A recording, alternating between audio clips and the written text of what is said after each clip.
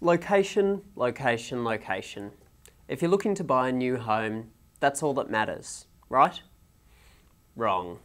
With energy prices predicted to double over the next 5 years, blindly pursuing location above all else could end up costing you dearly in terms of high gas and electricity bills that keep getting higher and higher. The difference between a high efficiency, high quality home and a poorly constructed, inefficient home could be thousands of dollars every year. The answer is energy efficiency. It's simple, it's easy, it's cheap. Sealing cracks and gaps, installing insulation and replacing inefficient light globes with more efficient ones will save you money and reduce your environmental impact. So why isn't everyone doing it? Well, one reason is the almost total lack of information about the energy performance of homes in Australia. We're basically focused on how much a house costs to rent or to buy, but we ignore how much it costs to run. Even if we wanted to choose energy efficient homes, we wouldn't really know where to start. There's no way of finding out which ones are better than others. With the exception of the Australian Capital Territory and to some extent Queensland, that information simply doesn't exist in the market for renting and buying homes in Australia.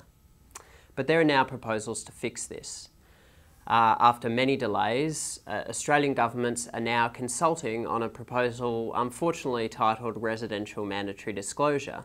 In short, this requires people intending to sell or lease a home to give prospective buyers or renters information about the home's energy efficiency rating.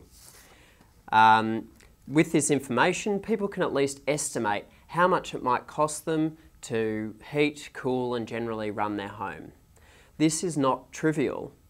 The difference in cost between a highly efficient home and a poorly constructed home could be thousands of dollars every year. It makes a big difference. In the ACT, the policy has succeeded in boosting the price of high efficiency homes, and this creates an incentive for people who are considering selling their home or leasing their home to improve the energy efficiency before they do so. So, as well as renovating the kitchen, they might install insulation as an added selling point, and they can then expect their home to sell for a higher price. From the perspective of the buyer or renter, this makes life a whole lot easier. Instead of buying blind and then having a heart attack when you receive your first $800 gas bill, you now can receive information about how much the home will cost to run at the time when you're making the decision to buy or to lease. You'll know what you're getting yourself into, and you can choose to pay more for a home that costs less to run or less for a home that might cost more to run.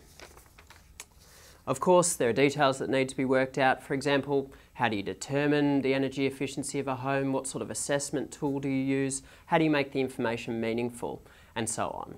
But in the end, it just makes sense.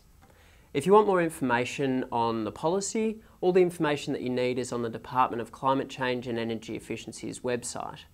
The Moreland Energy Foundation is also consulting with government at the moment. We've just put in a submission to the department, and that's available on our online library through the web link at the top of our website.